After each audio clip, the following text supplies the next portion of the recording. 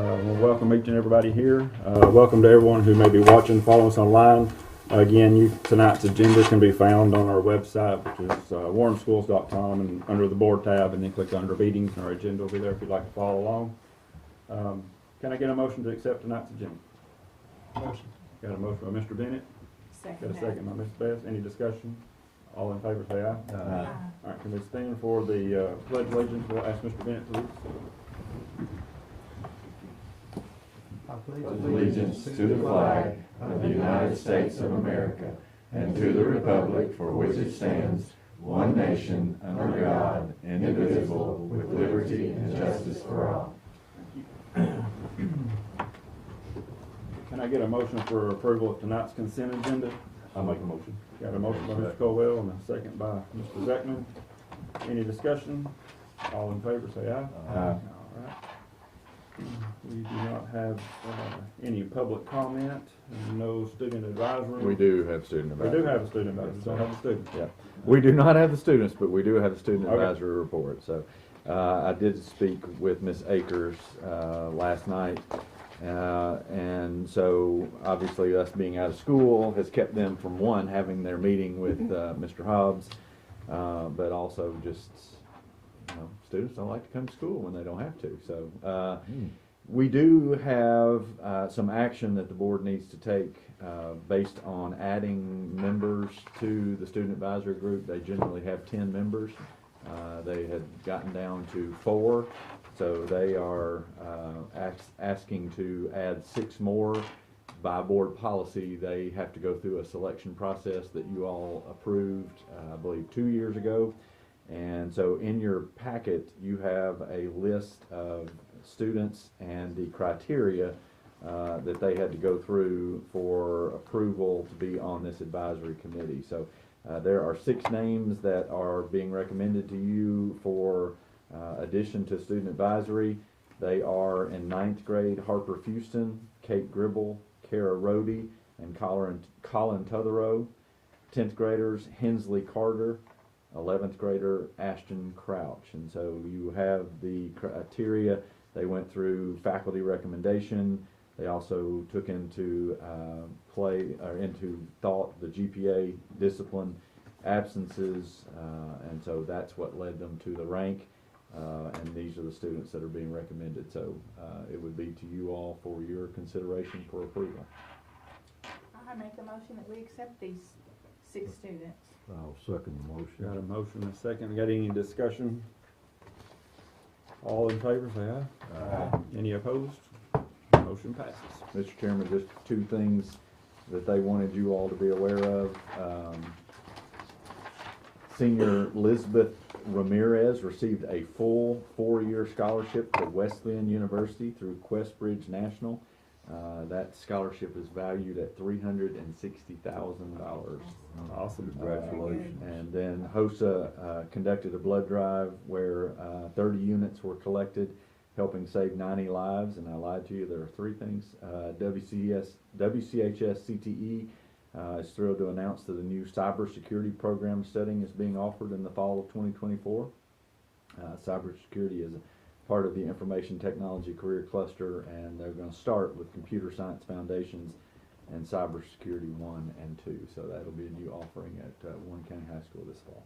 Excellent. Awesome. All right. Moving on to recognitions. All right.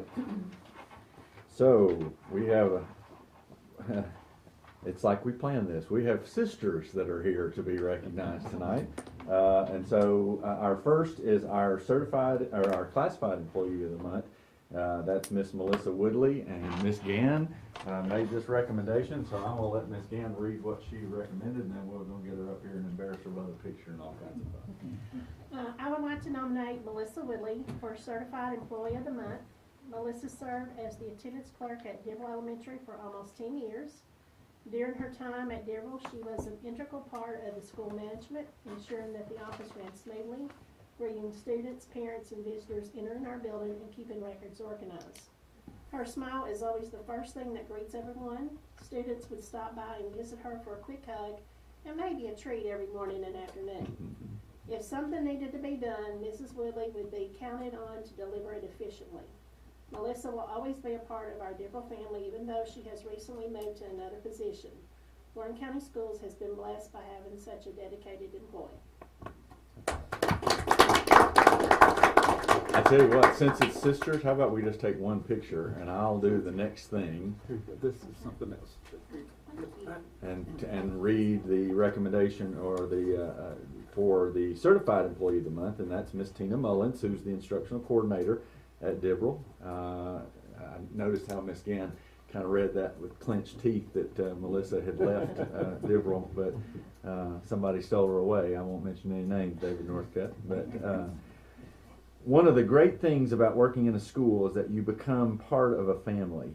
And in all our Warren County schools, that's obvious. And throughout the first part of the school year, it was evident at Dibble Elementary. Tina Mullins is in her second year of serving as the instructional coordinator at Dibble, and through some recent circumstances, she had to take on a number of additional responsibilities. Recently, Mrs. Gann was forced to take a leave of absence to be available for her husband, which put the mantle of leadership on Mrs. Mullins. While Mrs. Gann stayed actively involved away from the building, Mrs. Mullins took on added duties with a great attitude and work ethic. The Dibble family pulled together to help, and it was a wonderful display of teamwork. So often we see our employees pull together and get the job done in situations such as this one, but we often overlook the opportunity to say thank you for a job well done. In this case, we want to say thank you to Tina Mullins for her work and nominate her for the Warren County Schools Certified Employee of the Month. Congratulations. All right, now let's go up here. Get a picture. Ms. Gann, join us. There you go, Tina. Just want to say we have partnered with the Chamber of Commerce, and we have some local businesses are putting together packages for our employees of the month. So we want to thank Reddick Brown Ford and Hitch Outfitters and Chris Springs Market for offering some awards for our award winners. Hey, this is the first time you're getting, a Yeah. little extra. So Thank congratulations. you all very much. Yeah, here.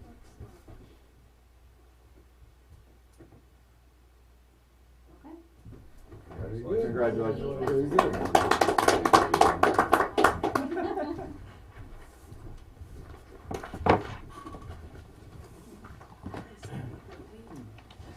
Good night, thank you. All right, I've got one other recognition, and that is of our school board members. It is School Board Member Recognition Week. If you noticed on our social media today, we shared this, a picture of you all and the TSBA School Board's Unlocking Opportunities graphic.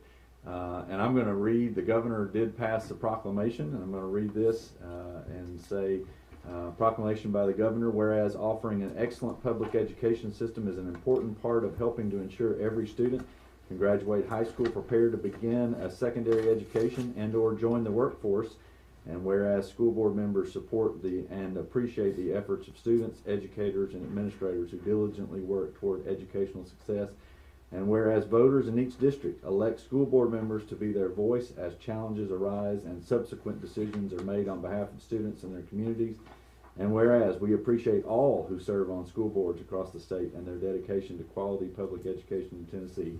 Now therefore, I, Bill Lee, not me, him, Governor of State of Tennessee, do hereby proclaim January 21st through 27th, 2024 as School Board Appreciation Week in Tennessee, and encourage all citizens to join me in this worthy observance. And so I would like if you all would join me at the end of this meeting in getting a picture with this. But let me just say, I think through circumstances in our state, there's never been more important time for proponents of public education. And I say quite frequently that we in Warren County have a great board. And we really have a great board with people that make up a group that want to do what's right by kids. And I'm very thankful to be able to serve with you all, for you all, and we are very blessed to have you all doing that. On top of that, we have other board members here that I would echo those same sentiments to you all.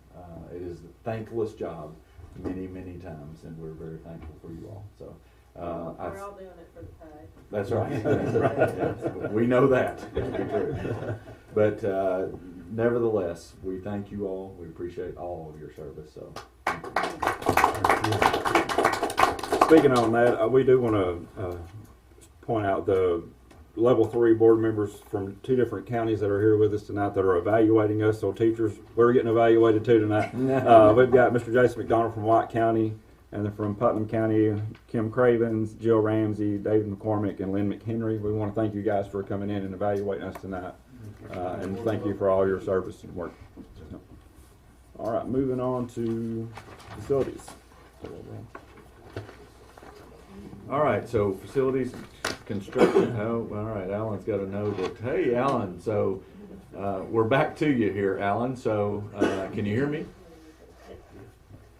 Absolutely. All right. My apologies for not being able to join you in person tonight. Roads were still just a little bit sketchy here. My business partner put his in the ditch this morning, so we appreciate you letting me join you all virtually. Thank you. To give you an update of where we stand there at the COVID Center at the central office, we think the contractor's running about 4 to 6 weeks behind schedule on that project. They've attributed that to some sickness in their company. Some of the crews have been out. You know, fellows work together, someone gets something and it spreads to all of them. And some other commitments they've had, but they do anticipate picking up the pace, and they believe that the project will be finished at its anticipated completion deadline. On the folding partition system that we discussed adding, they do have a detail. Our structural engineers provided them a detail for supporting that, and we're working with them to get pricing for the folding panel system to be installed there in the main meeting room. Over at Centertown, Sane is well ahead of schedule. They anticipate completion of the interior of the building approximately March the 1st. There are some sidewalks outside the building that they need to finish that, of course, are impacted by weather. And they need to also continue to work on the fire alarm in the existing building. But they do anticipate completion of the entire project early to mid-March, early to mid-April, perhaps late March. But again, well ahead of schedule on that. I'm told that the ceiling tile was being installed in the new addition earlier today, and the floor tile will be next, so they'll be working on the flooring in the next few days. At the middle school, the excavation for the gate post installation around the dumpster enclosure was done today, and those gate posts will be installed in the next few days, and then the other pieces of that system will be delivered. We don't have an exact timeline on that, but there is some movement on that. They've been waiting on material. So there is some movement on that project. Are there any questions anyone has about any of those items? Go ahead. Well, I may have to relay those to you. I'm not sure how well you can hear us, Alan, but I will relay those to you. Well, I was just going to say, Alan, the elevation, I guess that would be the north side of the addition here at the central office. I really like the geometry, the glazing. It follows the natural terrain. I'm sure all of you have noticed that. That's some very good styling. So compliments to you on taking care of the aesthetics. Thank you. We anticipate it being an asset there, the existing building. Yeah, appreciate your attention to that. Yes, sir. Other questions, comments for Alan? I will just say to pass along to Alan, just to kind of hit on what he was saying.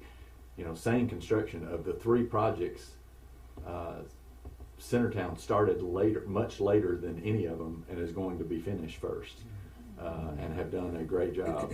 Hopefully we'll be able to get out there pretty quick and let you all see that. But we're adding 7 classrooms to that building, and they've done so very well. But I will say, just to give kudos to Alan, he was able to identify in that building that we did not need to add plumbing to this addition because there were bathrooms right there, and so that's also helped in the speed as well. So Bill gave him props for the design out here. I will add to that with Centertown. We are all eagerly anticipating the installation of the gating at Warren County Middle School. We'd like to finish that project after 3 years. Yes, sir. Yes, sir. All right. Absolutely. Anything else for Alan? All right, Alan, thanks so much. Thank you. Bye-bye. Thanks, Alan. Moving on to operations report. All right, so as we've done with all of our all of our meetings thus far, we've done school spotlight, and so I'm going to let Dibble go first since Miss Gann's here. So we've got a little video to show you, and so we'll let that play.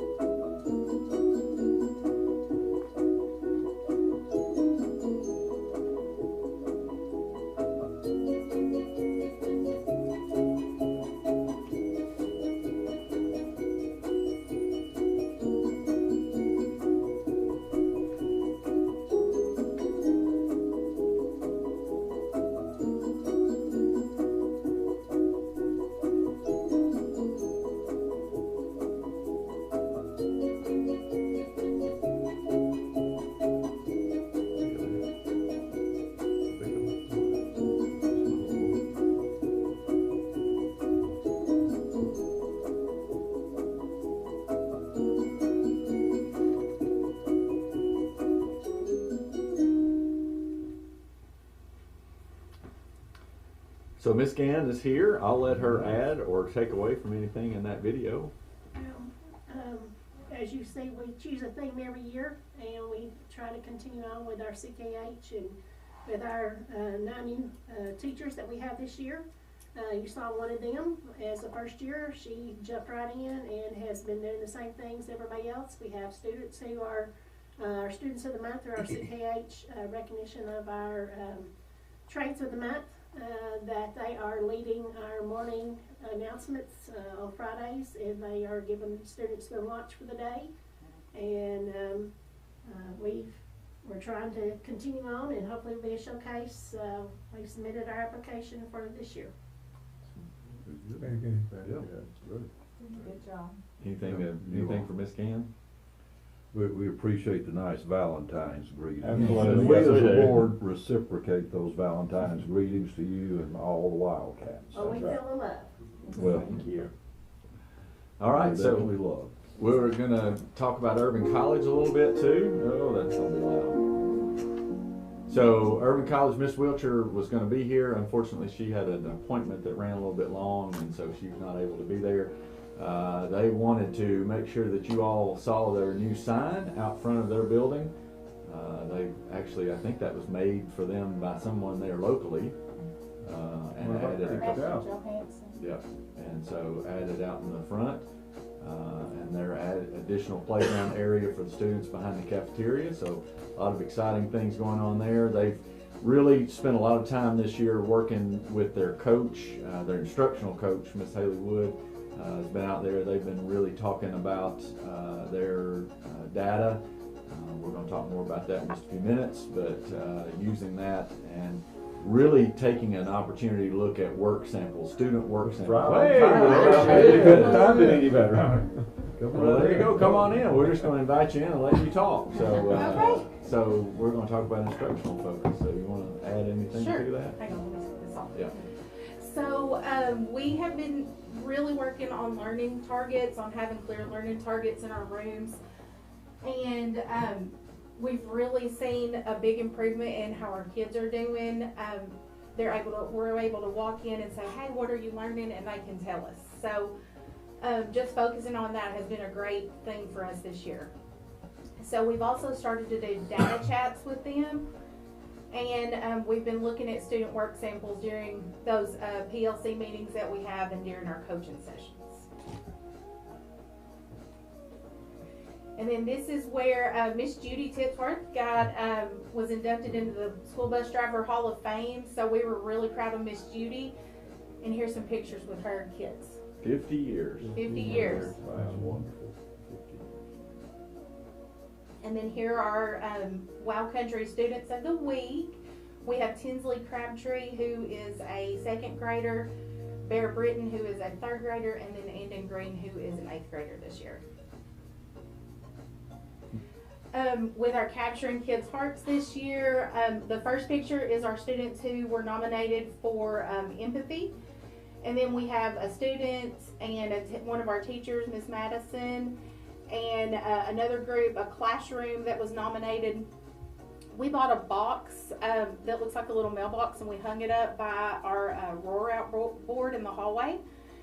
And the little papers that they're holding up, they get nominated by either students or staff members in the building, and then we try to recognize those during our morning announcements. And they get really excited, especially like when a whole class gets nominated. That's something special. And so our first quarter reward, our rewards day is, we try to do that once a quarter. Our first one was to Rock Island. These are some of our pictures from Rock Island. It's for excellent behavior. We also have a cash-in cabinet that they go and cash in their tickets for, and we just like to celebrate them when they're doing a good job.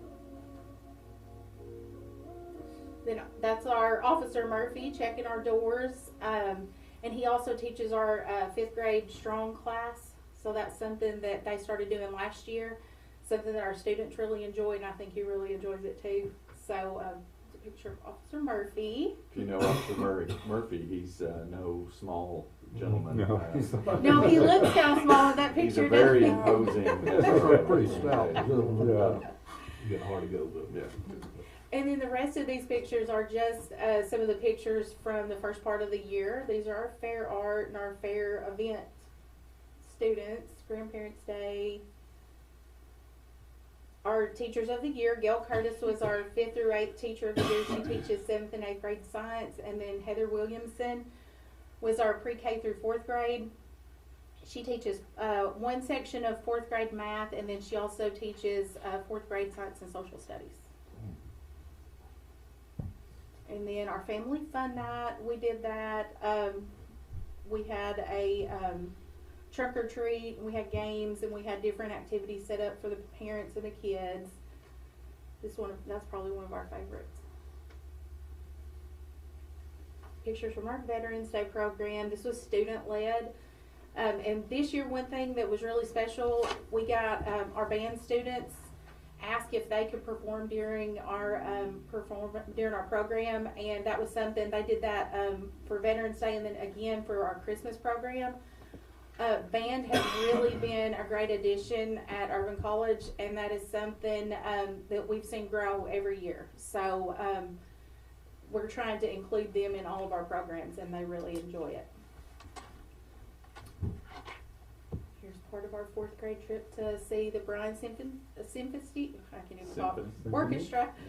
And one of our students got chosen, so she got to stand up and lead during part of that, so she was super excited. Yeah. It's one of our really quiet students, so she was excited and nervous. And in the middle is Gavin Parsley. He was our spelling bee champ this year. Kindergarten celebrating Friendsgiving. They brought in snacks and wanted to sit down on the ground and have a meal and a conversation with their friends this was something that, the first time that we did this, and they really enjoyed it, so I can see this being something that we start doing every year.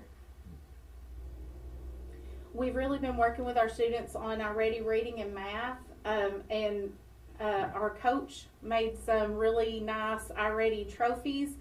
So we've had some competition at in between our grade levels in kindergarten through third grade. So here are some of our winners for our reading and math awards for October and November.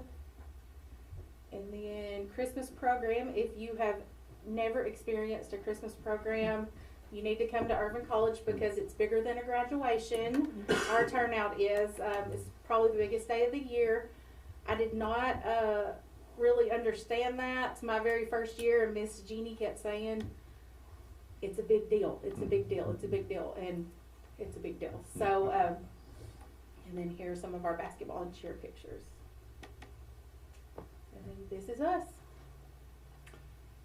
Any questions for Ms. Wilcher? Just right on time? I No, apologize perfect for timing. flying No, back in. don't apologize, you are right on Right. time. Perfect. Ms. Wilcher, you mentioned the band program. I'm glad to hear you say that it grows Yes. every year. Yes. We're doing that with an itinerant teacher. Mhm. And how many days a week are you? She comes twice a week. Okay, Mm-hmm. okay. And the kids absolutely love it. We have, every year we've added students, and this year she has started working with some of our 5th grade too, so we're trying to get them a little bit younger every time. So it's been fantastic. It really has. That's good. Really proud to see that one of your students was guest conductor at the Bryan Symphony Yes. Orchestra. I think she was really shocked, and that she's really very shy. But they said once she got up there and kind of got into it, that it was good. But yeah, it was nice. They were really bragging on Warren County about our students, how well behaved they were. I've heard that Yes. from the people in Cookeville at the Mhm. university. That was noticed. Good behavior by Warren County students when they go out of Warren County is noticed, Yes. and we appreciate that. Well, and they actually had to move them the day that they were there. They were at the hoop, and they had to move them to the old gymnasium. I don't know exactly why, and so it was a little bit of a crazy day up there, but they had a really good time. Well, they felt, I don't know, that they felt embarrassed is the right word. I don't know, but they were very apologetic because of the misdirection Yes. that we had with the buses and where the concert would be, and so it was just unfortunate confluence of adverse factors that put us in that situation. And But it turned out to be a great day. well, that's great. That's great. So. Very good job. We're doing a really good job in that, I just want to say the atmosphere that's surrounding Irvin College now is just completely changed from what I hear and see over the last couple of years, and it's really exciting to see what all you're doing there and what everyone's doing there. So we want to just thank you for Thank you. Yeah. job Thank well you. done. Absolutely. It's a great Promoting- place. Well, promoting she's a culture. former Dearborn Bobcat. Well, see, there you go, right? Didn't We know taught her that. well. Taught her very well. Taught her well. Hey, during basketball season, I'll tell the kids, I'm like, don't be offended if, I'm talking to people when I see them at Deborah and they're like, why? Then I have to go through and they're like, I can't believe you. And I'm like, I'm sorry. Yeah. Her niece is at Dearborn, and she's trying to convert her to Dearborn, Yeah. or back to Dearborn. What are some of the things that Officer Murphy teaches in Strong? So he works on, they have mini lessons. It's either 6 or 8 weeks, and it's about 45 minutes. It's one time a week. So we usually try to just work that into their rotation schedule. And he'll work on things like self-esteem. He works on, he'll talk with them, and our counselor goes in sometimes with him, and they'll talk about like bullying, cyberbullying, vaping. I mean, they talk about a lot of different things, and last year was the first year that they did that, and they really enjoyed it. And I know they're getting ready to start back, so we're looking forward to that. It's an updated DARE. Yes, it is. Yes. Yes. Okay, that's. I've heard the term school culture mentioned a lot, and I know that all of our Warren County schools have have a culture, a very positive, progressive, wholesome culture, and we certainly support that in all the schools. But I noticed at the Fairview Community Center when they were having they were doing the fundraiser to Yes. support the 8th grade graduation trip. It was very much in evidence, that kind of Oh, yes. culture and just strong positive feelings in support of the school and the students. And the students were put to work in that event. They were. They worked. So compliments to you, but to all of our schools for thinking about culture. All right, Ms. Wiltshire, thank you. Thank you. Sorry to have been here on Tuesday. You're good. Great. So again, as a part of what we do annually, we ask some of our directors to come in and give you an update. So Mr. Josh Saxton is here. He's going to give you an update about the technology department. Thanks for having me. Thanks for a good week. Thanks for all you do as a school board and the support that you give us as central office personnel, as school personnel. I think I can echo that for all leaders throughout the district. We're very blessed to have you guys work with us. We're in a much better place right now this time than I was last year. That when I came to you with my report last year. Just to remind you, something that I would like to forget was we had a massive flood in our basement down here. Pipes busted because of cold temperatures and completely destroyed our whole infrastructure here at the central office. So we were scrounging a little bit, a few hours put in through Christmas break, but we were up and running by the time school started. So that's kind of where we were. So at this time last year, we was kind of in the middle of the fire trying to put things back together and just keep everything running. Since then, we've made some pretty big infrastructure changes in preparation for events like that, or events we're trying to be forward thinking in a sense. So one of the things that we did was out of that, we actually it was time for us to do an upgrade from some of our servers at the Warren County Middle School and some of the other schools. So when we upgraded the server at the middle school, we beefed it up some so that we can move a lot of the things that we have here there in the event of something happens. So we're trying to be a lot more flexible, so if one location goes down, we can move our traffic to another location. Because what happened during that sense was we had to spread it out throughout different servers at different schools, and it just makes it really hard to kind of rein back in. So we are in a place now that we've gotten the majority of that put back together. We have a couple of phases here. I told you last year that our goal is to kind of segment the network. In doing that, we wanted to put our switches downstairs, move our servers to higher ground. We have got phase 2 done of that. We're still working on phase 1, really just working on a location. Once we get that location, we're going to kind of go forward with that. But very proud of the way it looks. We've done a lot of, moved all of the equipment downstairs into one cabinet that's covered. Very, very nice work that Modern Electric helped us with. So very, very pleased with that. Our next phase 1 would be for us to run fiber up to higher ground and put in a cabinet there with our servers here at the office. We have kind of a makeshift right now, but that's something that we're looking to do in the future. Another major project that we had on our plate last year is we had a lease for devices that was coming due. We had 1,700 Chromebooks, 550 laptops, and 1,000 desktops that we were losing, which was a major big deal at the time. Because of your consideration, you helped us with that, especially financially. We have been able to get out from under that lease, and we did replace a lot of that equipment. We've actually got more Chromebooks now than we had when we. I think the principals could attest to that. We have more Chromebooks now than what we had then. But one of the things that we looked at was the need as far as desktops. What I realized was in a lot of classrooms there was computers across the back of rooms that people would take AR tests on. And one of the things that we considered is all kids have a Chromebook. So the need of that went down greatly. And so we was trying to be forward thinking in that and trying to put our money more into the Chromebooks because that's what students using and other devices. So that's kind of some of the things that we've done. We do have a couple of, we do have 2 egresses, which means that we have Our speed balance should be good. We did do an upgrade actually last year with our internet speed, so those should not be any kind of issues moving forward. With that said, one of the improvements that we also made was this year is we've got new switches that come in, and there's a couple of benefits of that. One, these switches were 1 gig switches to 10 gig switches, which means we are getting a lot more out of our speed and network, which is a good thing. Those are important because when we get to testing season, we already started doing testing online for 6th through 8th grade.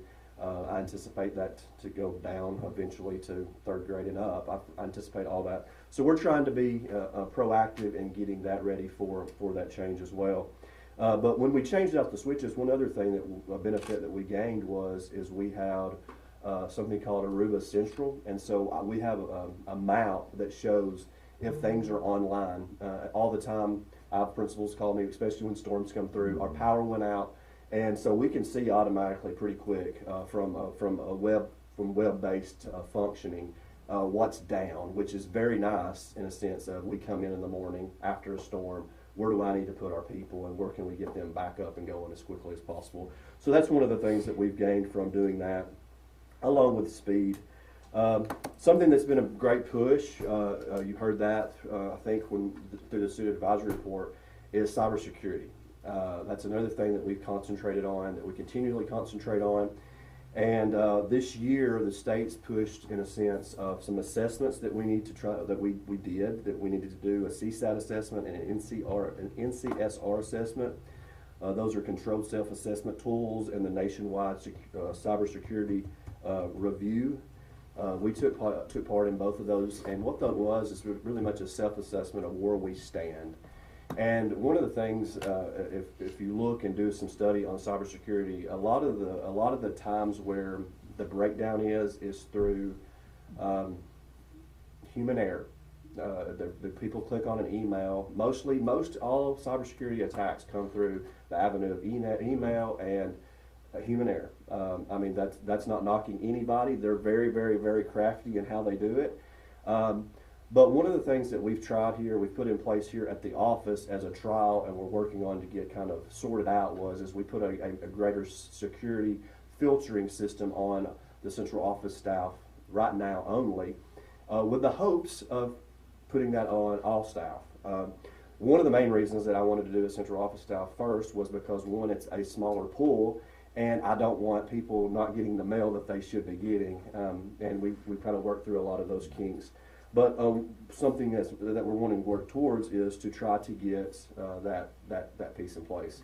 We did, after doing those assessments, we were able to apply for a grant. We haven't gotten the information back on if they would pay for that piece yet, but we are going to continue to try to work with that. So cybersecurity has been a great push, just making people aware. We have Trend Micro. It's a product that we use. It's got an XDR. It's an extended detection and response system. So if something does happen and something gets opened up on a machine, it shuts it down automatically and keeps it from spreading throughout the district. It helps us mitigate those situations and fix those things on the front end, and so it doesn't run wild and cause us a lot of problems there. One other thing that I've been very mindful of is the replacement plan of a lot of our devices. One of my goals, I've told this to the principals as we've met every time when we talk about budget, my goal for all classrooms is to have 3 things: a box light panel, a desktop, and a laptop for all teachers. I want those 3 tools in their hands. So that's a goal that we have. So with having those goals, we have to have a replacement plan on how to make that happen. So we have I feel like we've got a great replacement plan for our servers, switches, and access points, which is our infrastructure. So now this next year, I'm going to look at and start working towards how do we use the funding that we're going to be kind of hopefully saving based upon the getting out of the lease, because that lease was quite a bit. So how do we take that money and work it in to replace desktops, laptops, and Chromebooks and help out the schools? Because some of the schools have been great. They work with their title funding. They help out. I tell them the need, and a lot of them say, yes, I can help buying panels for these classrooms, or I can help with that. And so I'm very, very thankful for that and the partnership that they have they've allowed us to work with. So,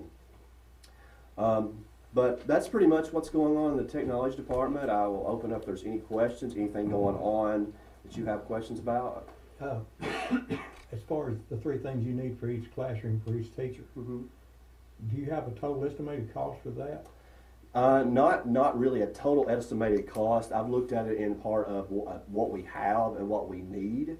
I'm looking at, well, I think about it in the sense of this, as far as Chromebooks go, looking at replacing at a kindergarten, 4th grade, and 8th grade, which we're already doing at 8th grade because we provide them a Chromebook there anyways. The problem is we have, it's not a problem, but the issue that I foresee coming is like with laptops. We bought a lot of MacBooks with ESSER funding, right? And that money is not going to continually be given to us year after year after year. So we have to be creative in how we're going to do that. But no, I haven't got an estimated cost. One thing that we have to do, Mary Jennifer does it, is I forget what am I trying to talk about, Grant? It's where it's the cost per student. I'm trying to break it down to the cost per student based upon for schools, classrooms, and look at it in that sense. There's a term for it. I just can't think of it. Supplement, not supplant. Yes. Yeah, if these three things, it's, to help make the teachers a little bit more efficient in what they're doing, or make the classroom do those three things, and I think, that's something that, maybe we could look at in our budget for next year to make sure that's done. Well, the thing is we took a lot of the money. Of course, we were able to buy several devices. We're in very, very good shape. We are not device poor right now. We're in very good shape. But I know, as well as you guys know, that we've also got a lot of money from ESSER funding and things like that, and that's not going to continue on. So I'm just trying to be very mindful of us moving forward. I don't want us to lose anything. I want us to continue to grow and continue to be able to help. I would love to be able to buy all Chromebooks for all students from the district level eventually. Right now that's not happening because some of the schools are using title funding and things like that to buy it as well. And that's just where we've been. Josh would love that. I'm not sure I would love that. Probably not. But the thing is, see, I know at one time we had, for Chromebooks, and I think Tanya and Bill probably remember, we'd set $200,000 aside every year to go buy new Chromebooks. Is that right? And we still do. And most of that, but thing is that's looking at, that's about a grade level, about 500 Chromebooks. So that would give us Chromebooks for, at 8th grade, and it'll finish out their high school career. Yeah. So what I would like to do is look at giving one in kindergarten, one at 4th grade. So in other words, you're buying 3 sets of that, so $600,000 in a sense, and do that a year to buy Chromebooks. That way that doesn't take that burden off of them at the school level. And then I could say, hey, you're going to be responsible or help us to purchase box light panels and the computer desktops and laptops to replace those things. I think standard is what he's trying to get to. Yes. Just like in school security right now, everybody's coming out with the greatest and latest new technologies. I think what Josh is trying to establish is a standard that every classroom would have, which I think we're pretty close. We are very close. If we're not already there, Mm-hmm. every teacher's got a laptop. Every classroom has a box light and then a desktop for them to be able to work. Now, what we have to do is to be able to identify funds to continue to replace those as they go out and out. Because we did buy every teacher through ESSER funds a MacBook. That funding's going to go away, so those are not going to just update over time. So we're going to have to come up with be ways. strategic about that. So at least we have a standard, because principals have also been great to say, hey, we want this, we want this, we want this. And then that leads to buildings that have different technologies, and we want to have a standard throughout the district. So I appreciate his leadership in doing that. I want everybody to be equal, have an equal opportunity when they walk in the classroom. They have some really good tools at their hands so that they can do the best they can to teach the kids the best they can. So as long as we can continue to try to do that, I feel like we're moving in the right direction. So any other questions? On the cybersecurity, I just want to make sure I understand this program or this functionality, whatever it is.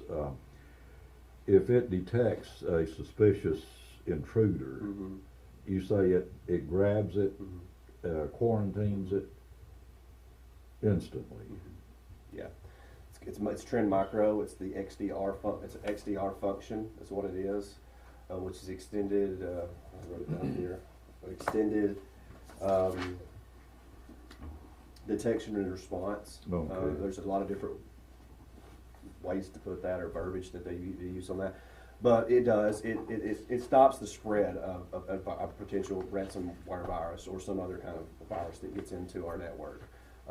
Because as many people as we have, it's evident that there's going to be people that click on things they shouldn't, or just because they don't know. But so we're trying to do a good job of trying to keep those things quarantined in a way that they don't spread and cause us a lot of major issues and downtime because of those things, because they could. Are you pretty well satisfied that it does what it says it will? Yeah, we've had some incidents that when we would, that. And the thing about the company that we have, Trend Micro, is I know we were hit with ransomware back several years, but prior to me, and I know that in working with them, this was the product that came out of that situation, and they were actually very, very good in working with us and helping us regain a lot of things with us with really nothing to gain but to help us, and they helped us a lot throughout that process. Well, let me ask you this: if you're at liberty to comment on this, does it generate a report to you if somebody clicks a site? It gives there's a dashboard, and so when I see it'll show suspicions, and then you can go and pull it out on a workbench and see. It's not going to be intruding really on their privacy, but it's going to say this is this Trojan or this virus is on this computer, and I can see where it was at, and even the user that might have put it on there. As far as reprimanding anybody for it, and I'm not going to fuss about it. I may say, hey, just be a little more careful on that. But yes, we can identify those things. Yeah, well, I know my company, they're on top of it 24/7, 365. And, right. They even, of course, they have ongoing training about resisting the phishing attempts. And they will put a little lure out there every now and then that looks very, very attractive and very we have safe and innocent. And if you take the bait, you got a message instantly. We use cybersecurity training yearly through Wiser training. Teachers do it, all the staff do it, and then there's the capability of throwing those lures out there as well, and just kind of seeing the response that we have and continually to train. That's the biggest thing, is training the end users of how to identify those things. How to say, and they're really. I will have to say and brag upon our staff is I get a lot of. I got this email from, says it's from Grant, but it's Dr. Swallows, but it's not. I can tell it's not, and so I go in and look and investigate, and so they're doing a really good job. I will say that our staff is doing a really good job of seeing those things. Well, cybersecurity is kind of like our physical security. I think Mr. Robinson told us that first line of defense is training our people. That's the first line of defense. So you're doing basically the same thing with cybersecurity. Yeah. Well, great. Congratulations. Any other questions for Josh?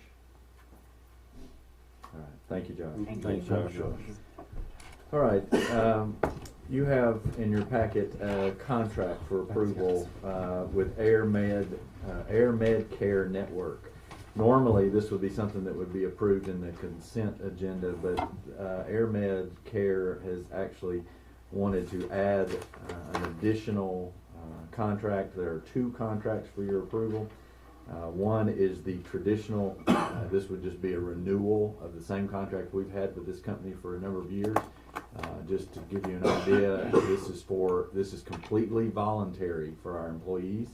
If they want to choose this insurance for them or their family, in case they might have to be airlifted, this insurance policy would cover that. They are actually asking to add an additional contract with Fly You Home. And so Kristen Ware is who we work with. I was told that she was going to be at this meeting, but she is not at this meeting. So if you've got questions about this, then we might have to get more information and you might have to table this. However, I would say to you that we have worked with this company and we have approved this contract. This is something completely voluntary for our employees, but we have some that take advantage of it. We'll be happy to try to answer any questions you have, and if I can't answer it, I will get with Ms. Ware and we can approve this at a later meeting. However, it's to you for your consideration tonight. I have a question. Is this generally, and Bill and James, you may know, is this generally the standard rate, or do they give our educators a greater discount? Do you all know from previous contracts?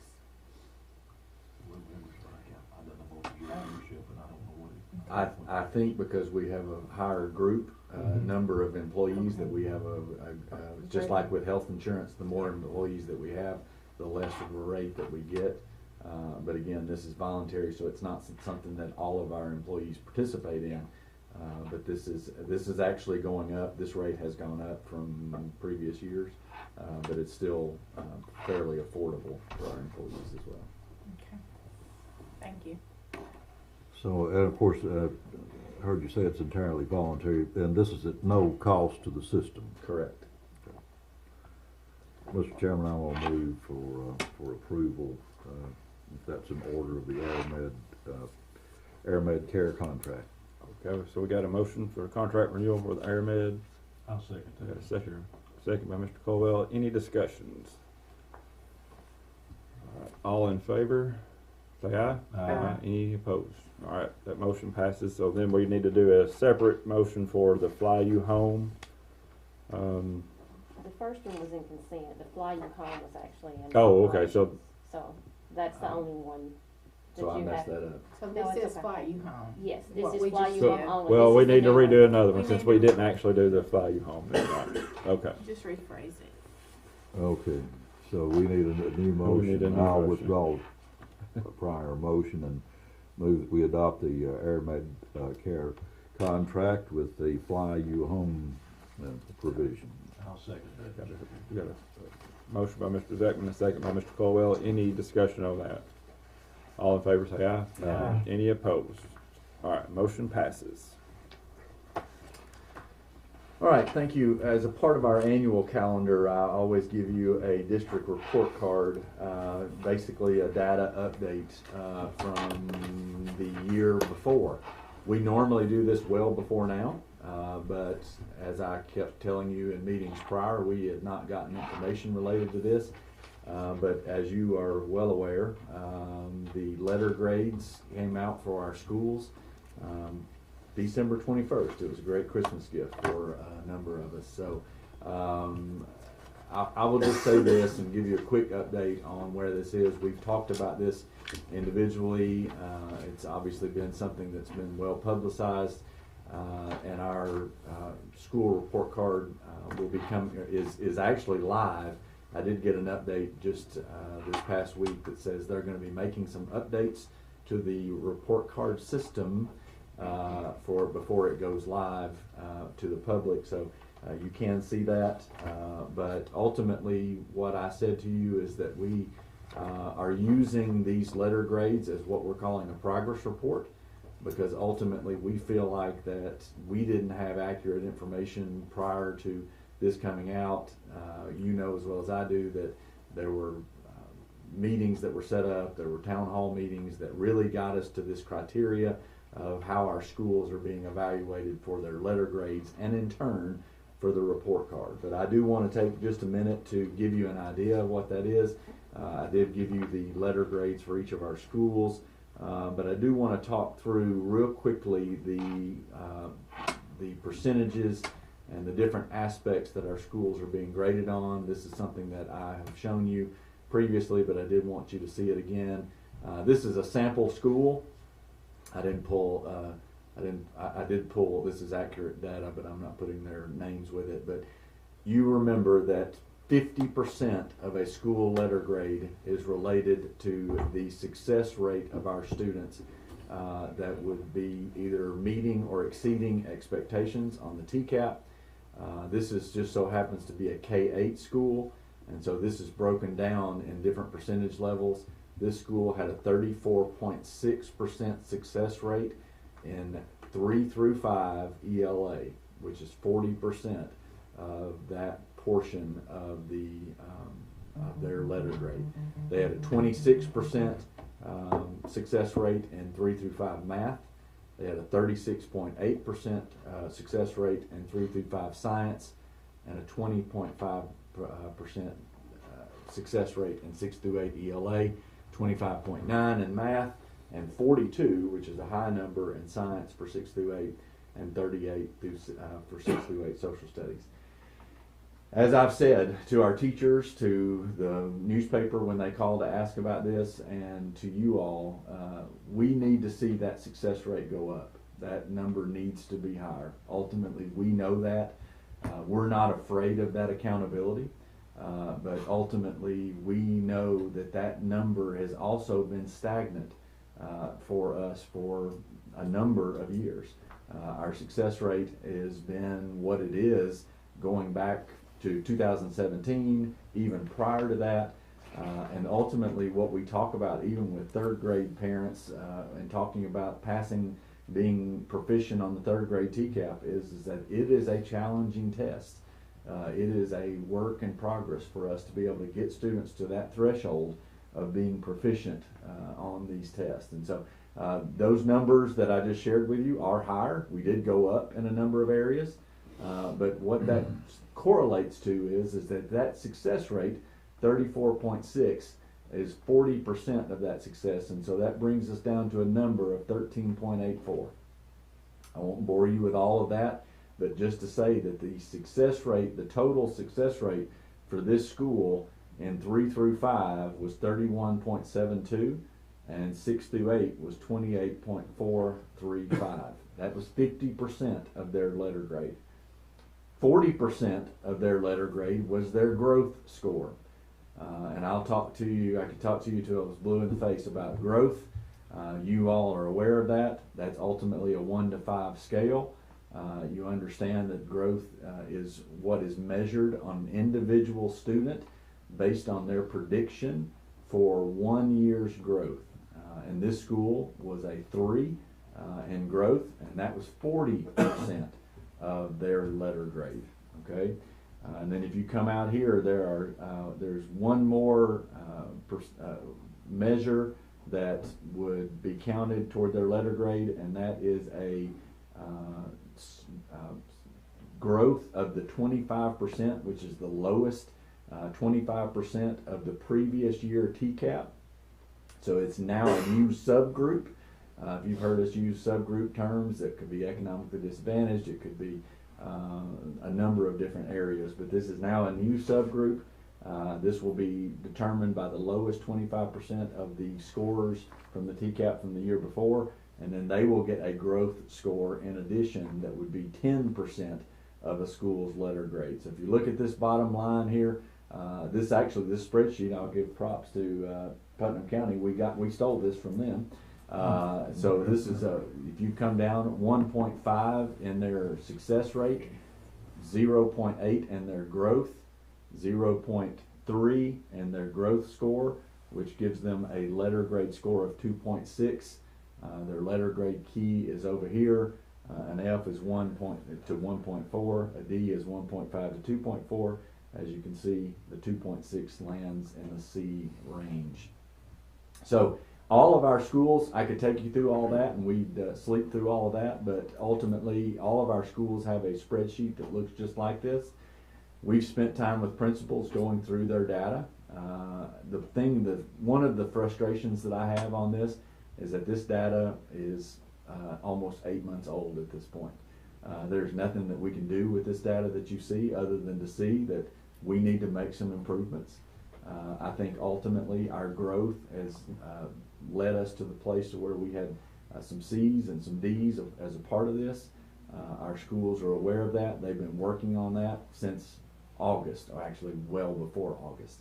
But as I've told you, as I told anybody that we've talked about this, we want to see these letter grades get higher, but now we know what the criteria is. We now know what we're going to work toward, and we're going to work on make sure that we get these letter grades up higher in the future. Now I will caution you that there's a lot of talk, and the legislative session is starting. There's a number of things that we feel like politically that these letter grades are accomplishing in terms of being able to be talked about in Nashville. But ultimately, I can only control what happens in Warren County. And so we're going to work really hard on trying to improve our success rate improve our growth. And when those things, we concentrate on those things, then good things are gonna happen. This is a byproduct of a lot of different things that we couldn't control, but ultimately we can control helping students be more proficient and improving that success rate. So it's just really, from here, those letter grades are gonna be reported out on the public site. And so you will be getting, probably questions related to this. But again, we will be updating. We're actually closer to the April test date than we are than the upcoming test than we are from the old test. So really, I'm kind of tired of talking about these numbers, because we need to move on and move forward. Ultimately, we know we're going to improve. I'm confident in that. So happy to answer any questions about this. Just know that now we've got multiple layers of data that's coming out. Not only will schools get a growth score of a 1 through 5, they'll get a letter grade. They'll also be given, a designation of their where they need to be, or they need to be. Our district will get a designation, whether it's satisfactory or in needs of improvement or exemplary. We hope we're in that top category, but ultimately we're working on that, and we'll still wait. So, any questions around that, or any more information I can give you as far as our school accountability goes? All right, great. So the last thing is just an announcement before we turn it back to you for curriculum achievement. Pre-K and kindergarten screening, that's an important time in our district. That is set for April 4th and 5th at the Milner Recreation Center. In about 3 weeks, those folks will be getting information. They will need to contact their zoned school. If they are unaware of what their zoned school is, you can go to our website, click on I Want To, and the top right corner, go to Find My Zone School. They can type in their address, and their zone school will pop right up there for them. So they will go and they will call their zone school to make an appointment. They will make an appointment. They will come to the Milner Recreation Center. I'm bringing that to attention for multiple reasons, but also just to give you an idea. We're adding something pretty exciting, I think, this year. Sonia Walker has worked with one of our local providers, one of our doctor's offices that's actually going to be at the Milner Recreation Center and provide the required vaccinations for free. And so students can actually sign up for school and get their required vaccinations. Boy, doesn't that sound like fun. Come to school and get your shot while you're here. So parents may not want to tell them about that part of it as they come.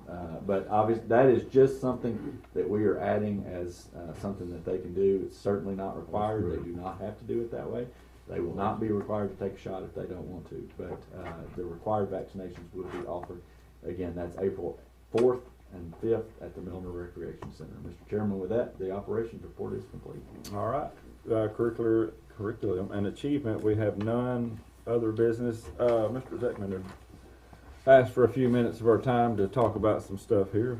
Well, just a couple of minutes. We've been talking about student performance and student achievement with the letter grade system. I thought you might be interested in knowing about teacher feedback and what the teachers think. And the 2023 Tennessee Teacher or Educator Survey, I realize these research reports have to go through a lot of hands through peer review, but it just came out today. The Tennessee Education Research Alliance is based at the Vanderbilt Peabody School of Education. They do a great job. They surveyed certified educators and paraprofessional personnel all over the state, so we don't have this narrowed down to Warren County, but you might assume that the statewide results are somewhat parallel to what you got in Warren County. I read the briefs. I think there are 4 separate components to the briefs. In my opinion, it's basically positive. I was encouraged by it. And one of the key findings was on how we address student mental health, the social and emotional well-being of our students. I think across the state, we're looking pretty good. Now, that's not to say that we can, we should be complacent and say we have arrived. There's always a demand for that. This is what the report says in part. It says about 9 out of 10 teachers and mental health professionals agree that their school has specific staff members who are trained to address student mental health needs. That's very positive. About 7 in 10 reported feeling that the mental health referral process at their school gets students the help they need quickly. Again, being able to accelerate that outreach and support for students who are having mental health issues, emotional issues, social issues. This is very, very important. It goes on to say teachers and mental health professionals most often identified counseling, psychological, and social services as the area in most urgent need of additional supports and resources, and they most often requested better professional development and opportunities in related areas. So they're citing the needs that remain, but overall it's, I think, showing a positive trajectory for Tennessee schools. The issue that I think all schools and school districts are having is the talent, the talent wars, as they call it, getting certified social workers and mental health professionals that we have access to, that we can get them on the scene. One other point, and I'll just kind of conclude this survey, but one of the components of the survey asked teachers and mental health professionals the most often identified resources for counseling and psychological services. They went on after that and asked the educators, what do you need in your schools? Okay, 81%, now you could select 3, so there's overlap voting here, of course. You could select 3, but far and away the top need for additional support is counseling, psychological, and social services. Even though it's positive, they still say we need more. Number 2, at about 62%, the social and personal skills and school climate. We talked earlier about school culture.